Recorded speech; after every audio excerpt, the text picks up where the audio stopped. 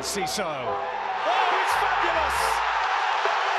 A strike to get you up off your seats.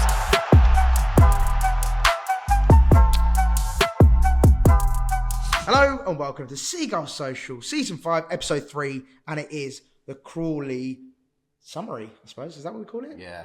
Match reaction. There I'm you go. depressed, man, after that What? tackle. Oh, I right. know we won 4-0, Bloody hell. but I'm upset and angry. We won 4-0, Ben, so there's not...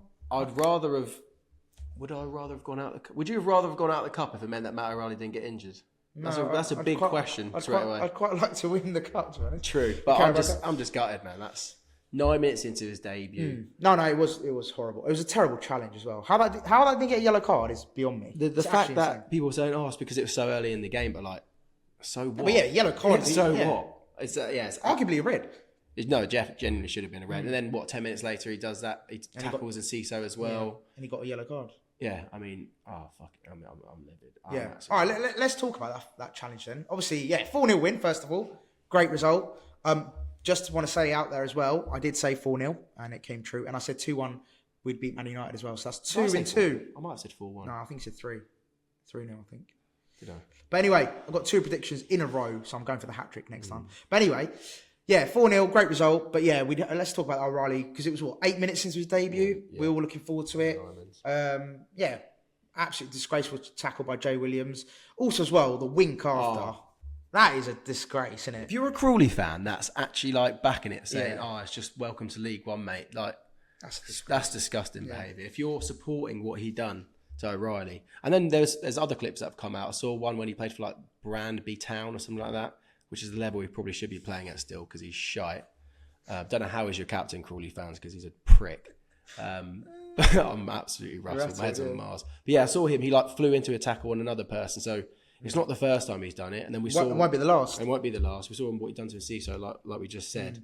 So he has that in him. Like he should not have been on the pitch after that tackle on O'Reilly. Do you know what it was? Do you know what really annoyed me though? Obviously that challenge disgraceful, but as a team they were so dirty. And I get it. It's their big day out. It's their big day out. They're a League One side as well. So without being respectful as I can, with all the disrespect, they're not going to be technically gifted as we are.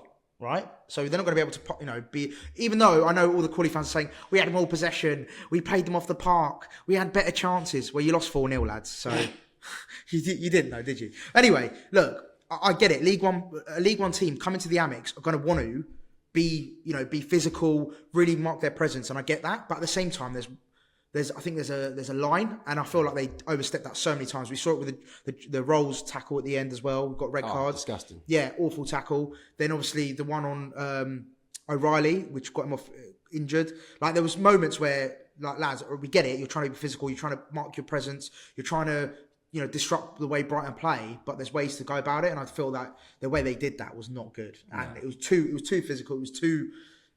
There was just malice. It felt like there was malice in the tackles rather than trying to win the ball. Which is I don't know what the manager said to him before the game. Did he say, look, they're from Sussex. They think they're the biggest team in Sussex because we are not hard. Sorry to every other small team. Sorry, not small team. Sorry to every other club in Sussex. But if you're looking at the football pyramid, we're top. But what was I trying to say? Oh yeah, what did the manager say? Did he say, guys, this is a Sussex derby, you need to get into him? Because there was no rivalry before the game. Maybe on our match preview there was with Luke. But I mean, there is now. There's absolutely rivalry. Brighton fans are rattled. Crawley fans think they're the dog's bollocks because they lost 4-0 and they had more passes and possession than us. So apparently they won the game. But I've no idea because that is no way to play a match. And do you know what? Look, I'm not going to say I want to give credit to Crawley, but they did create chances. They came to play. They had a fair amount of chances. I do want to say that just because. Yeah, what a goal, Crawley! What a goal! No, I don't want to be as bitter as Ben, but like credit to them. At least they didn't shut up shop and go all defensive on us and try and just go for like a 0-0 draw or something. So at least they did go for it. At certain time, but the way they went about it in terms of the tackles was disgraceful and not okay. But yeah, I mean, credit to them for creating chances and scoring loads of goals, I suppose. But no, look, they didn't score, and we did keep them out, but they did have chances, so we can't ignore that. In one aspect, they won because they've rustled us. Like they've got 2 Brighton fans that talking about Crawley Town Football Club. on my lunch break. On our lunch break at work, we're spending time talking about Crawley Town. Love the cinema, but Jesus Christ, I'd rather be having a Tesco meal than playing pool 1-0 Crawley, to be fair. Yeah, 1-0 Crawley. Yeah, 1-0 Crawley, Seagulls Social 0. They've rustled us. They have absolutely rattled up. But yeah, let's move on then. Yeah, so a poor challenge. Obviously, O'Reilly, we wish him all the best. We hope it's not serious. I know they reported yesterday that it doesn't look good. Herzl said it doesn't look good, and he left on crutches apparently. Some physio Twitter account said that from looking at the tackle, 6 to 10 weeks potentially, like ankle ligaments. It could be 6 to 10 weeks if. But then without surgery, 6. Yeah. So I mean, it's terrible, absolutely devastating. Yeah. But let's wait to hear what they actually by say, because a physio on Twitter, I'm not sure I'm going to. Hopefully, he's just done the classic. You roll your ankle on like Power League or whatever, and then it swells up a bit after a few days. It goes down, but. Yeah. Sadly, no O'Reilly's for Arsenal. Sadly, but we have got Turkish delight Ferdi Kardioglu, so that's a blessing. We'll get on to that. Yeah. Let's talk about the first goal. Yeah, let's talk about the first goal. So Adingra, a beautiful ball from Baleba, and what a beast he was yesterday. Incredible. Carlos Baleba is an absolute baller. Mate, he's 20 years old. He's what Paul Pogba should have been. That's a big claim. It is a big claim. But no, he's 20. He's what Paul Pogba 20. Will be. Yeah. No, sorry. No. That's Do you know what I'm trying to say though? he's got hints of. No, do you know what? He's got hints of Yaya Toure and Paul Pogba. Generally, he does look. I know it was against Crawley. And again, no disrespect, but obviously a lower opposition. But he did look amazing. The way he drives the ball forward, he's a physical presence. He could potentially be one of our best midfielders, I think, for a long, long time. We talk about Caicedo in the past, McAllister, who are both brilliant for us. Let's be frank. He could be those levels, 100%. He's still raw. He's still 20 years of age. He's still got a lot of growing up to do, physically and mentally, probably. So to be that good at this age is hugely impressive. And yeah, that through ball to Adingra for the first was brilliant, and a good finish from Adingra as well. And it's great to see Adingra playing well as well. Obviously, you were wanting him to leave. Let's not do that. I didn't want him to leave. I was saying I would take 40 million for him when Spurs were coming in for him a couple of weeks ago. Well, he's linked with Arsenal. Arsenal now linked with him as well. I got 2 days. Want to keep him. We've got 2 days to stop him from going, because I think he's a brilliant player, and I think he adds a lot. I think he showed yesterday, especially being part of the first and the second goal, he was instrumental in both of those. And I think, it'd be a massive shame if we lose him. But great ball from Baleba. He was brilliant all evening. Didn't he run from our own half as well? Just from our box through the midfield. Yeah. Oh, if you can hear the police, they're obviously coming for Jay Williams after that tackle. Finally, fuck me. Hopefully he's hiding in the cinema, I think. Yeah. But it's a big cinema, so they won't find him. Take him a while. But a brilliant play from Baleba and a great finish from Adingra. So that was a great start.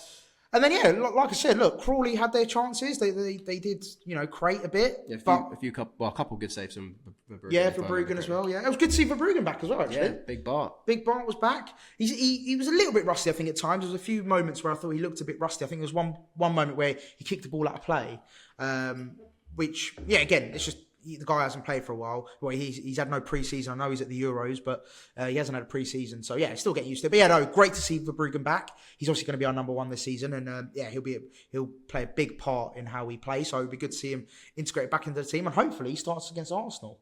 I imagine he will, right? Potentially. Well, Steele's done well, to be fair to him. So that'd be interesting one, actually. It's true. Anyone watching? But I think Herzl has been. I think he's been quite adamant to get Verbruggen back. Yeah, what's the word? Not outspoken. He's been quite, I can't remember, but he basically said in one of his interviews, there's no chance I'll be rotating goalkeepers because he thinks it's a silly idea. Oh, yeah, in terms of having a 1 and 2 rotating, but what was I going to say? So where are we going with the Verbruggen bit? Oh, yeah, we just said about how good it was that he's back. But let's talk about the second goal, because that second goal was genuinely filth. Utter filth. Have you seen this filth? Have you seen this utter filth? No, it was unbelievable. So Dingra picked it up at the edge of the box. Passes off to Enciso, and he had an unbelievable little spin. Does his man absolutely like a kipper. If we're talking about counter-attacks, if I'm trying to think what's the best counter-attack I've ever seen, first thing that comes to my mind is Man United versus Arsenal at the Emirates. Do you remember that one? Where they're playing in the blue kit? Was that Matoma? It was when Matoma scored?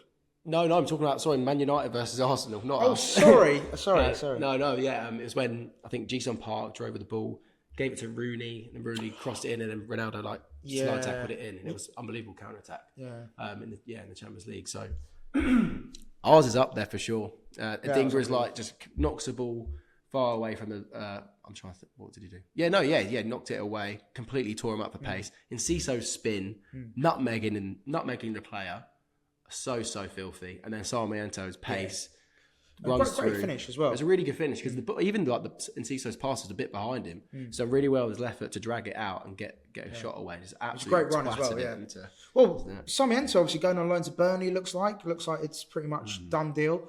So that's a shame. But there's a debate, and I wanted to ask you, Ben. People are saying that he's the same age as like a few of our players that are like a João Pedro, I suppose Rutter now, Belay, but like he's in that basically early 20s, right? He's in that category. But people feel that he's so far off a João Pedro, for example. Does that worry you that he is not playing at that level of like a João Pedro and being of a similar age? Do we think he's not, or is it just because we haven't seen him play? This is my argument. I'm asking you, but I'll give you my answer. But you can tell he's got an unbelievable talent. He still seems quite raw. He's had like a very strange career. I think what was it, Charlton, then went to Benfica, and then he's back in England. So like he's kind of been like a stop-start, but he's had a few loans. There's 100% a player in there. There's obviously a reason why we keep loaning him out and not selling him. Is because we know that eventually he will be able to be a first team player, or at least come off the bench consistently. Because if we do lose a Dingra, then I'd much rather keep Sarmiento and have him as the potential. But then how many goes do you give a person, as in like... Has he had a fair go at us? No, he hasn't. No.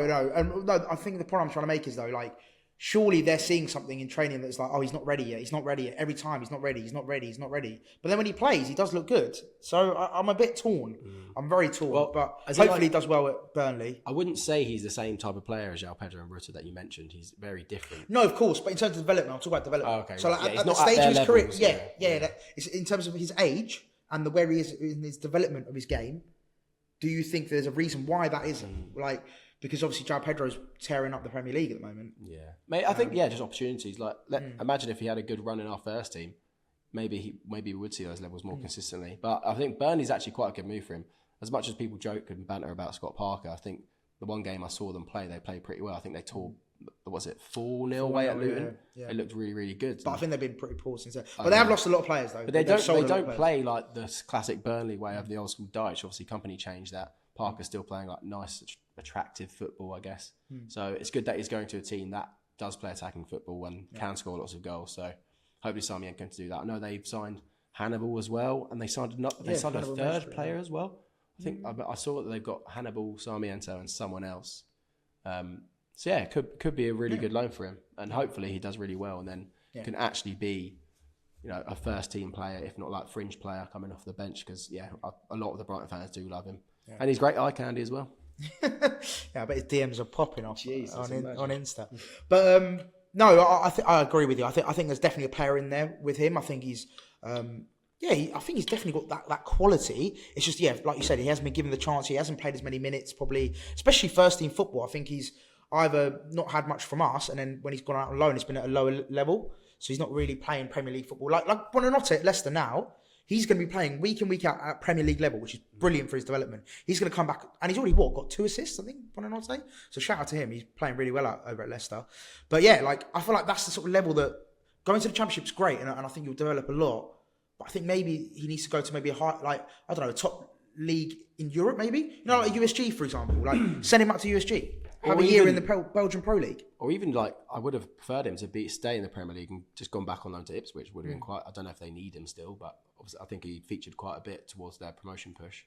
Why didn't they come back in for him? I thought that would have been quite a sensible move to make, or an obvious move to make, but obviously not. We'll see, No, but I hope he does really well on loan. I hope he comes back a better player. Never knows. Back end of this season, maybe he might have a part to play, but we'll see. By the way, I've just realised we've got these and no one else there. Oh my God, that's so stupid. That is the most giving. For anyone listening, we just realised we've been wearing headphones for the past 15 minutes when we don't actually need to because there's no one else on the other. We're in the same room. We're in the same room, so it's embarrassing. Anyway, let's move on. So stupid. Let's move on. Right, third goal. I don't think Webster knew much about it, to be honest. Did he?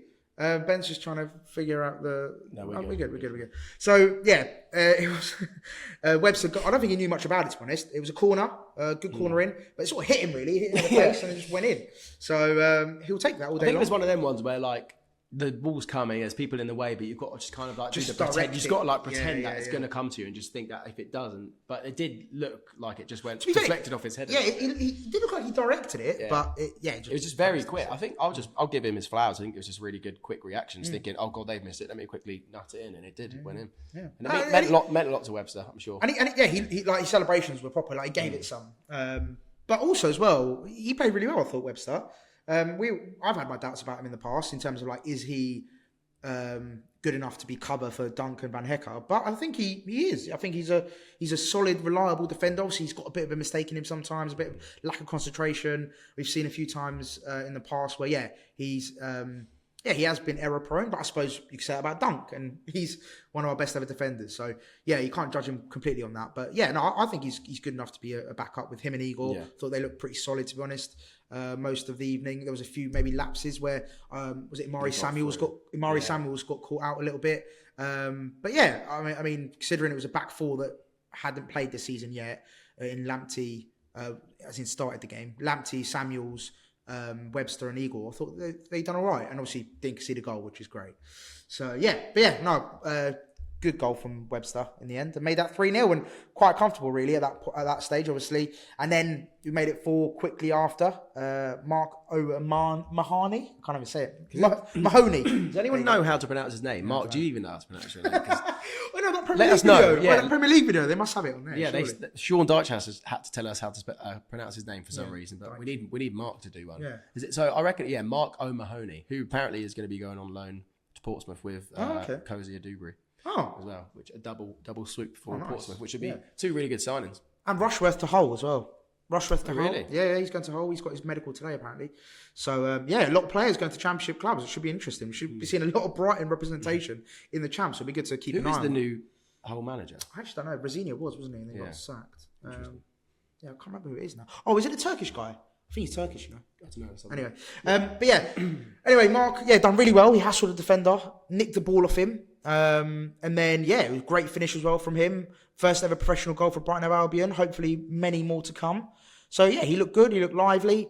I thought he pressed really well for the goal especially. And like I said, it was a great finish as well from him. But who is it? Former Hamburg boss Tim Walter.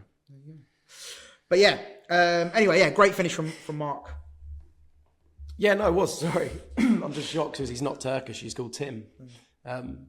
Sorry, my throat, Jesus Christ. What's going on? Amsterdam, baby. Sorry about that. For God's sake. Yeah, no, Mark, I was very happy for him. I saw someone tweet being like, can't believe we've got the Evan Ferguson regen before Evan Ferguson's reached his potential. By the way, why didn't Ferguson come on yesterday? He was on the bench. Is he still recovering? What's the deal with him? It's one of life's greatest mysteries, isn't it, at the moment, Evan Ferguson? Yeah. I don't think Evan even knows what's going on, to be honest. But it's mad though to think what. Sorry, Ben's having a fit. Okay. Apologies. Sorry for. You don't have to mute it. We should have muted it. Apologies about that. Anyway, do you know what's mad, Ben? Come on, mate. No, I'm good. Do you know what's mad? Is the fact that he was linked. People were linking him, right? Even 12 months ago, people were saying 100 million. He might go for like 100 million. He could be a huge, the next wonder kid. And then he's just really fallen off the ball. And I know he's had his injuries. I know he's had that mysterious illness at one point as well. It's giving Malacia, isn't it? It's just like, what's happened? And also, he scored a hat-trick against Newcastle and then dipped. He literally went, I'll score a hat-trick, boys. And then, see you later. I'm not playing again. Interestingly, our colleague Wilson showed us something yesterday. It was like Evan Ferguson was linked with Chelsea and City. They both were interested in signing him. I don't know who the source was. It was probably some random... Heinz source. But I mean, they can't be interested in Evan Ferguson because he hasn't played for almost like... Well, it seems like he hasn't played for like a year. This was the good thing about us falling off at the back end of last season is the fact that no one wanted our players. Everyone forgot about us. Yeah, that was great. That was brilliant. I thought, lads, we're rubbish. You don't want any of our players. Exactly. Yeah, De Zerbi's done us a solid. Mate. Yeah. He's now gone to manage arguably one of the most... FC. Prison FC over in France. But that served us really well. But yeah, Ferguson one's a weird one. Hopefully he comes back to his best. Obviously, we all know on his day he was unplayable at times. So yeah, we were calling him Baby Haaland, which could come back and bite us in the arse. But hopefully he does come back stronger and better. And yeah, it's a weird one, isn't it? But obviously we've got Danny Welbeck and João Pedro in front of him. Now we've got Ruta playing in that I know it's not the same player. He's not the same type of player. But out and out strikers, you've got Welbeck and João Pedro ahead of you. And Ruta as well, really. Yeah. If you want to count Ruta, yeah. So it looks like he's really gone down in the pecking order, and he's really going to have to really prove that he's still that player that he was back in, about a year ago or a year and a half ago when he was burst onto the scene like Mika Richards. But yeah, that's pretty much it, really. Just to summarise the game, I suppose, 4-0, great result. 3 wins out of 3. Really good start to the season. I don't think anyone expected that. Well, I didn't expect it. I remember in our first, when we did the preview with Jack, we said that we think it's going to be a slow start to the season. I thought the first 10 games this season we're going to struggle, but it's been pretty much the opposite, really. We've started on flames. We've won every game we've played, and we've now got Arsenal next, which is going to be a tough one. Could be our first loss under Hersler. Could be our first loss, but I mean, them and City they're the best teams in the league at the moment, aren't they? So Arsenal beating Villa, the way exactly. they did, so defensively sound. Like Raya made an unbelievable save. I think those sorts. I know it's really early in the season, but those sorts of wins are very telling to a side that can win the league title. Winning when you're not playing your best is dangerous. Looking forward to playing Arsenal, but they are going to be a really, really tough test. We'll be doing a preview for that. Yeah. Sorry, but this is really short. We're on our lunch and got Crawley now. Well, obviously regret. Also, as well as Crawley, because we don't want to give him too much. Reacting to Crawley now, then we've got to do an Arsenal preview, and then it will be reacting to the Arsenal game. Hopefully, when we won 3-0, and then we go on. Yeah. So apologies if this is a bit of a short pod, but hopefully you guys enjoyed it. We've tried our best to cover everything. Yeah, we covered all the transfers as well. Rushworth going out, like we said. Sarmiento. Who's the other one you said as well? Evan Foes. Mark. I wasn't listening to what you were saying. Sorry about loans. Anyway, Ben's... I was going to say, the other boys were meant to be on. Jack really wanted to today. Yeah. He wanted to do a 9 a.m. pod, and I was like, mate, we got work. We got work, baby. So he's on his way to Portsmouth, so I think he had a free day. And then Adam's got to shoot all day as well. So, we're all very busy people, but we're trying our best to pump out. We hope you enjoy all the content we're pumping out. We're putting a lot of content out at the moment. We want to try and be as active as we can. So, sometimes if they are shorter pods, we do apologise, but sometimes there's time restraints and stuff like that. So, we saw one comment saying, a half-assed half an hour pod. It's like, no, we put our all into it. It's just we don't have the time to do an hour podcast. We were in Amsterdam Central, and we went back to our apartment to film, and then went back out. Exactly. Be grateful, guys. But obviously the Arsenal game, we'll try and do our best to do like an hour pod because there'll be a lot to talk about. I'm sure be a lot to cover. But guys, we hope you enjoyed it. As per usual, please do like, comment, and subscribe. It does mean a lot to us. And if you're listening on Apple or Spotify, do leave us a review.